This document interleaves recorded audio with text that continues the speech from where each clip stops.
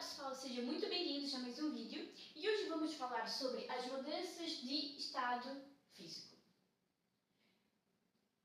Como sabem, sempre um assunto na química está estritamente ligado aos outros assuntos na química, estão sempre correlacionados.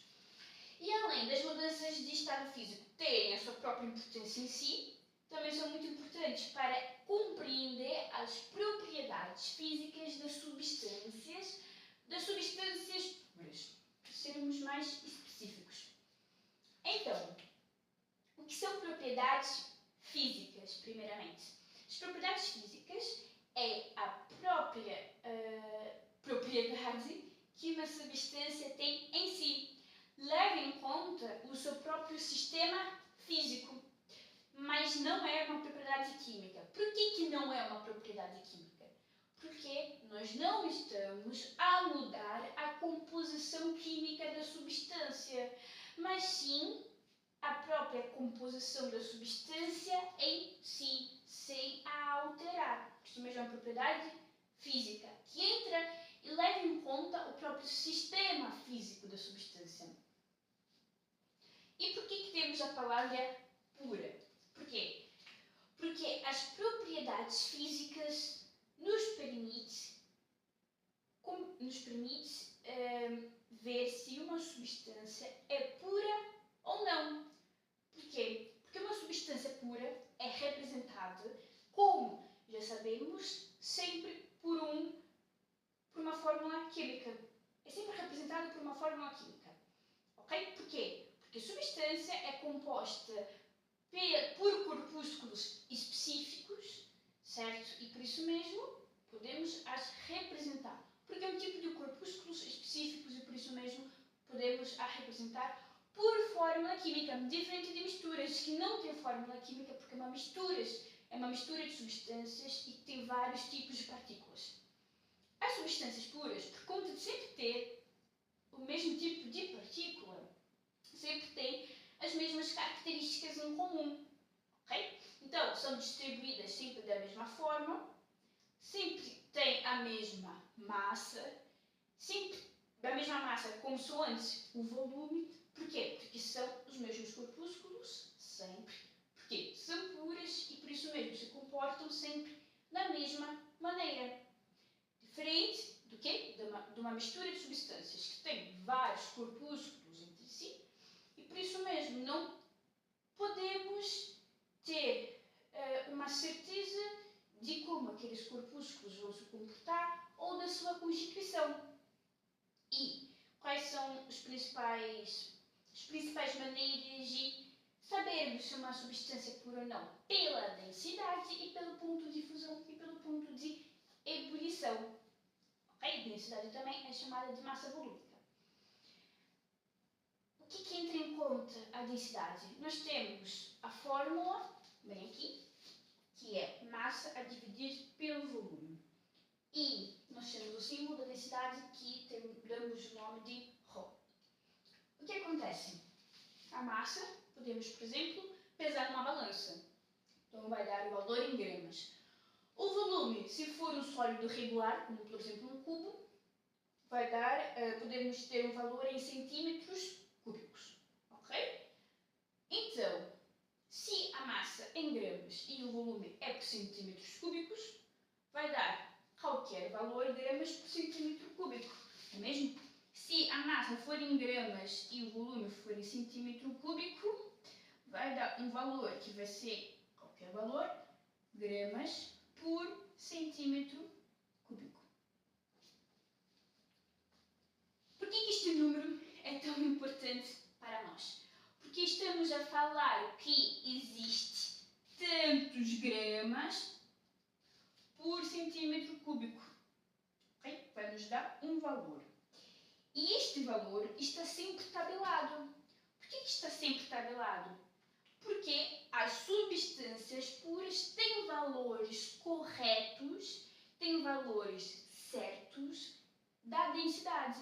Por quê? Porque uma substância pura sempre tem o quê? Os mesmos corpúsculos. Logo, cada centímetro cúbico daquela substância vai ter sempre os mesmos gramas, ok? que não é pura, o valor da densidade vai variar. E nós podemos não achar o valor não vamos achar o valor da densidade, por isso mesmo vamos concluir que não é uma substância pura. Okay? Recapitulando, porque o valor da densidade significa que a cada centímetro cúbico existe tantos gramas, porque é uma substância pura, tem iguais corpúsculos e por isso mesmo a sua massa a cada tantos centímetros cúbicos vai ser igual, se realmente for uma substância pura. Agora, o ponto de fusão e o ponto de ebulição também está estritamente ligado às mudanças de estado físico. E levam em conta, sim, a fusão e a ebulição, lembrando que são coisas diferentes. A fusão e a ebulição é a própria mudança de estado físico em si. É quando uma substância passa de um estado para outro, como por exemplo, quando uma substância passa do sólido para o líquido. Isso é a mudança de estado físico.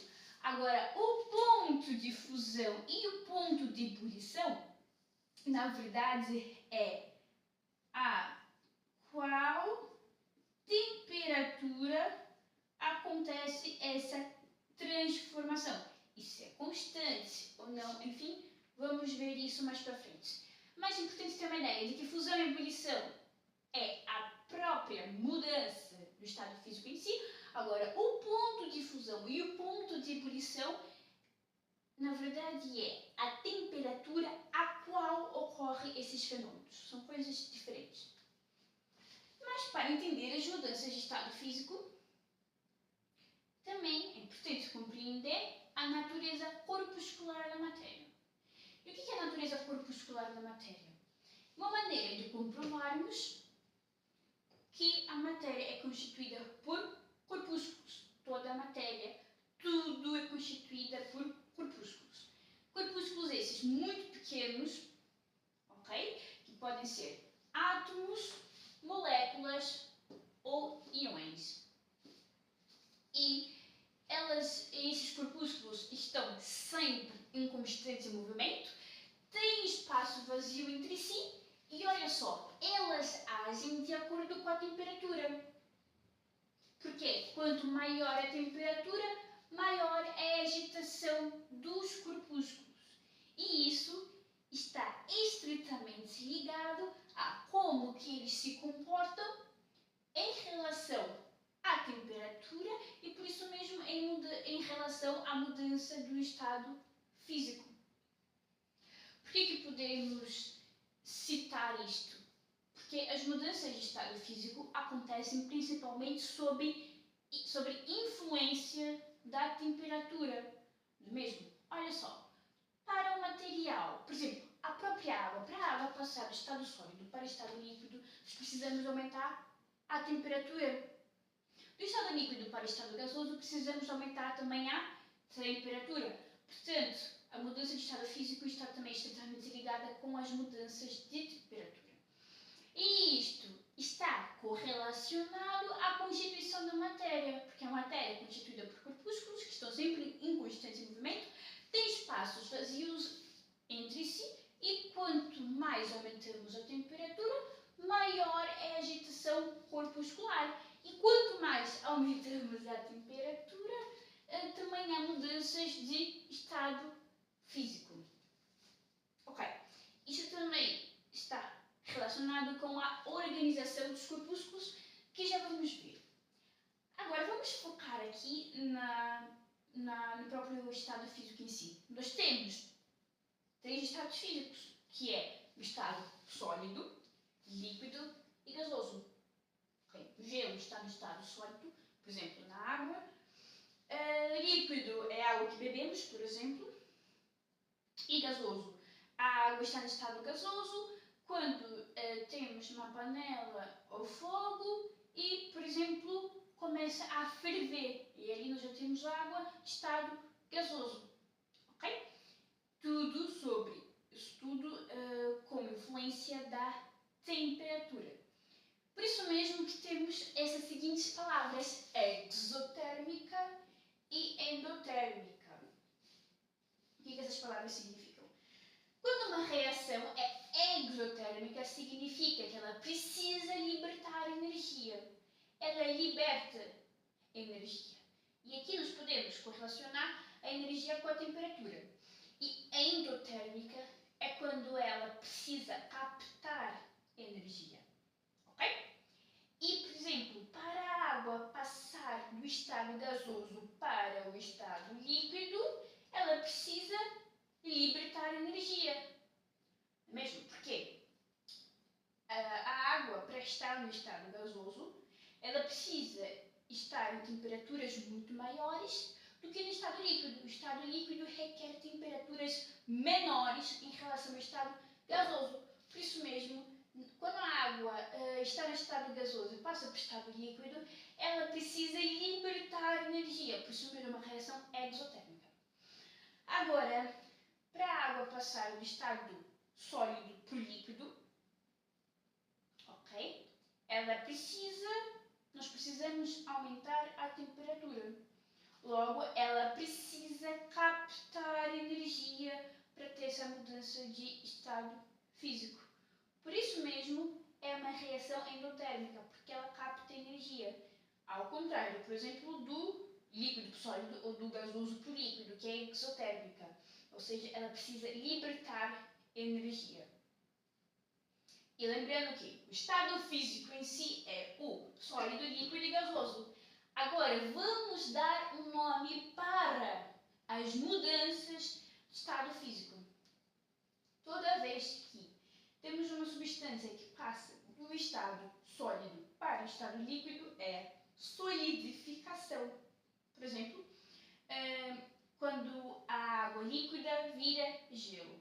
É um processo que se chama solidificação. Estamos em outras palavras, solidificar.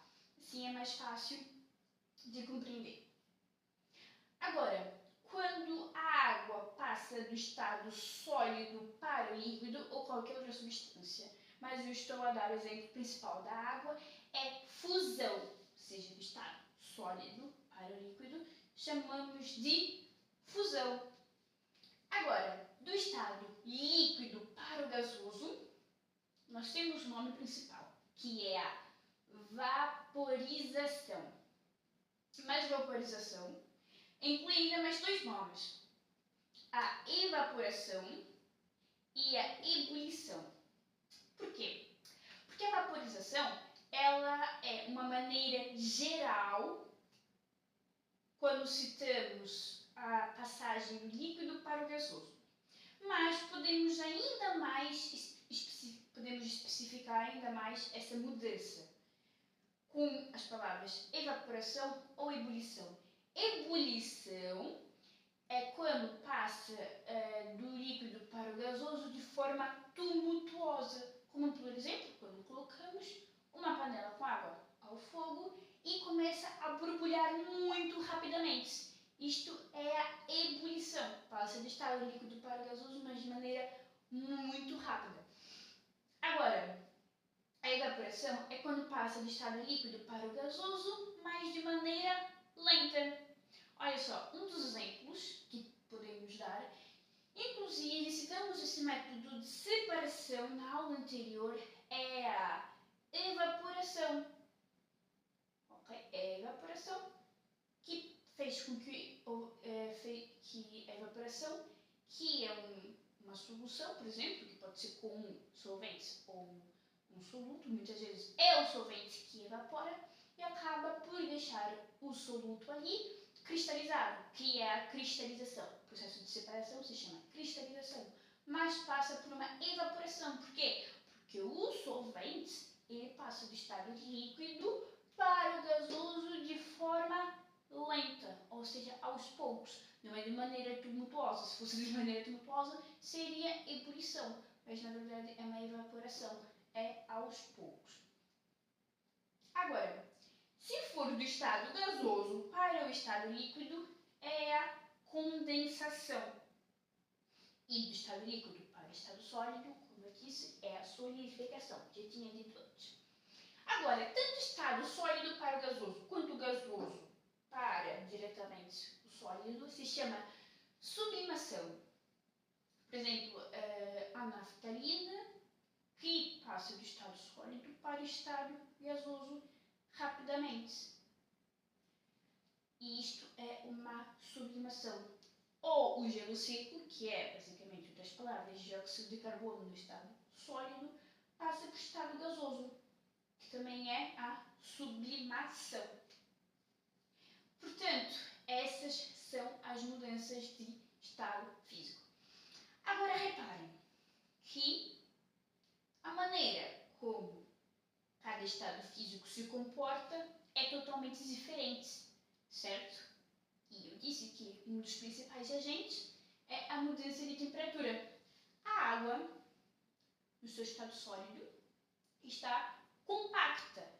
Ela tem o quê? Uma forma e um volume constante. O líquido, ela tem um volume constante, mas uma forma variável, porque depende, por exemplo, do recipiente onde está. O gasoso tem uma forma variável, mas também um volume variável. Já vamos falar sobre isso. Mas por que a água sólida é mais compacta? A água líquida não é tão compacta assim quanto a água no estado sólido. E a água no estado gasoso não conseguimos nem ver, nem perceber, por exemplo, assim, realmente a olho nu, não é mesmo? Mas, por exemplo, se for de maneira muito rápida ou tumultuosa, às vezes até conseguimos ver ali umas fumacinhas, mas mesmo assim vemos que os corpúsculos no estado gasoso estão muito mais dispersos do que no estado sólido da água, porque no estado sólido os corpúsculos estão muito mais juntos. No estado líquido estão ali mais dispersos e no estado gasoso estão mais dispersos do que qualquer outro estado físico. Por quê? Porque aumentamos a temperatura. Como aumentamos a temperatura, aumentou a agitação e por isso mesmo tem mais espaço entre os corpúsculos. E por conta de aumentarmos a temperatura, ter mais agitação, ter mais espaço entre os corpúsculos, que temos as mudanças de estado físico. Porque os corpúsculos se comportam dessa maneira. E por isso mesmo que é muito importante para compreender a propriedade física do ponto de fusão e o ponto de ebulição. Porque as substâncias puras, por conta de sempre terem o mesmo tipo e a mesma composição de corpúsculos, elas sempre têm um ponto definido, ou seja, uma temperatura definida, do qual passa do estado sólido para o líquido. Ou, por exemplo, do estado líquido para o gasoso. Okay? Elas sempre têm uma temperatura fixa. Porquê? Porque os corpúsculos moleculares se comportam de maneira definida. Mas também já vamos ver isto mais agora para frente. Ok, agora já apaguei a nossa tabela de mudanças de estado físico e coloquei como que as substâncias se comportam de acordo com as suas mudanças. Eu ainda vou continuar com o exemplo da água, ok? Quando a água está no estado sólido, ou seja, o próprio gelo, nós podemos ver que tem um volume constante e uma forma constante. Isso significa que, no estado sólido, a água tem o seu próprio volume definido, a sua própria forma definida por ela mesma. Okay? Agora, no estado líquido, o volume é constante porque a quantia é igual, mas repara que se colocamos a água, por exemplo, numa jarra e depois colocamos num copo e o desenho do copo da jarra for diferente, a água vai se adaptar ao seu recipiente. Por isso mesmo falamos que a água, no estado líquido, tem a forma variável, mas de volume constante, porque ela tem a mesma quantia, ok? Entretanto, a água no estado gasoso, ela tem a forma variável e também tem um volume variável. Por que tem a forma variável? Olha só, quando colocamos uma panela com água ao fogo, o que acontece? A água passa para o estado gasoso, não é mesmo? E ela se dispersa pelo ar. Portanto, a forma dela é variável e e o volume também é variável. E ao mesmo tempo, entendemos, novamente, reafirmando que um dos principais agentes para isso é a temperatura. Porquê? Porque uma substância, por exemplo, a água no estado sólido, ela tem uma força de ligação mais forte e tem pequena mobilidade, porque os corpúsculos estão mais juntos. Agora, quando vamos aumentar, enquanto a temperatura é aumentada, nós vemos que os corpúsculos vão estando mais afastados. Estado sólido, os corpúsculos estão muito mais juntos. Estado líquido, estão mais afastados. E no estado gasoso, estão mais afastados do que no estado líquido ou sólido. Por isso mesmo, isso também explica a sua forma e o seu volume. Estado sólido, os corpúsculos estão mais juntos, por isso mesmo tem a forma e o volume constante dele próprio. Agora no líquido, os corpúsculos ali estão um bocado mais afastados e por isso mesmo o volume é igual. Porquê? Porque não tem tanta mobilidade, ou seja, é a mesma quantia de líquido que temos, mas mesmo assim ainda tem um pouco de mobilidade, mas não tanta, por isso que a forma é variável. Agora no estado gasoso já tem muita mobilidade, por isso mesmo a forma é variável e o volume é variável. E por que tem mais mobilidade e menor mobilidade? Pelos espaços vazios que os corpúsculos têm entre si. E por que as forças de ligações são mais fortes ou menos fortes? Okay? Porque aqui no estado sólido as forças são mais fortes de ligação do que no estado líquido, do que no estado gasoso. Porquê? Tudo por causa da influência da temperatura. Maior temperatura, maior agitação, maior espaço vazios entre si, vai diminuindo a força de ligação, vai diminuindo a mobilidade, vai diminuindo a organização e por isso mesmo temos as mudanças de estado físico e temos as suas características. Novamente reafirmando, um dos principais motivos é a temperatura, maior agitação, maior espaço vazio tem entre si, maior movimento. Isso explica as mudanças de estado físico e como que elas se comportam de acordo com a sua forma e com o seu volume. E por acaso é uma coisa muito interessante, porque se colocarmos a mesma substância no mesmo recipiente, ou seja, se colocarmos a água no estado sólido no recipiente fechado e irmos aumentando a sua temperatura, por conta de estar no recipiente fechado, com o aumento da temperatura, vai aumentar muito mais a pressão. Imagina se colocamos a água no estado líquido, água fria, numa botija e aumentamos a temperatura até a água começar a evaporar. Vai ter muita mais pressão no estado gasoso do que no estado líquido, não é? Por isso mesmo, aumenta mais o espaço vazio e por isso mesmo tem mais mobilidade, mais desorganização e acaba por ter forma variável e volume variável. Por isso mesmo que a densidade, quando nos dá os valores, tem temperaturas definidas, ou seja, densidade de tal material a tal temperatura. Porquê? Porque pode variar com a temperatura. Por exemplo, se aumentamos a densidade, é a relação entre a massa e o volume, não é? Agora, olha só, se aumentamos o volume, automaticamente diminuímos a densidade, porque é a mesma massa, mais dispersa, a mesma massa, mais dispersa no maior volume, por isso mesmo a densidade deve ser menor. Então, uma das coisas também que podemos concluir, além do aumento da pressão, é que, como estado gasoso tem volume variável, e por que o volume é variável? Porque depende do recipiente onde está contido. A mesma coisa no estado líquido, mas no estado líquido estamos a nos referir à forma, mas no estado gasoso, o recipiente inclui tanto a forma quanto o volume, isso também pode impactar na densidade em relação ao volume, porque o volume também, daqui no estado gasoso, é variável. variável porque depende do recipiente onde está contido. É muito importante entender isso. Agora, pronto, ponto de fusão e ponto de ebulição é aquilo que eu tinha dito. Qual temperatura determinada substância passa do... ponto de fusão.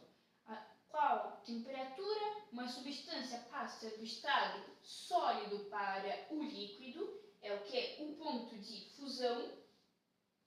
E o ponto de ebulição é a temperatura a qual a substância passa do estado líquido para o gasoso. Ok? Ponto, porque é a temperatura. Agora, o nome da mudança de estado físico do sólido para o líquido é fusão. E do líquido para o gasoso neste caso, ebulição, se for feita de maneira tumultuosa. Então, pessoal, este foi o vídeo em que falamos sobre as mudanças de estado físico, como que ela influencia as propriedades físicas das substâncias, os próprios estados físicos em si, a constituição da matéria. Acabamos por abordar a constituição da matéria e, ao mesmo tempo, como que os corpúsculos se comportam de acordo com o seu estado físico e com as suas mudanças. Foi esse vídeo, espero que tenham gostado e até o próximo.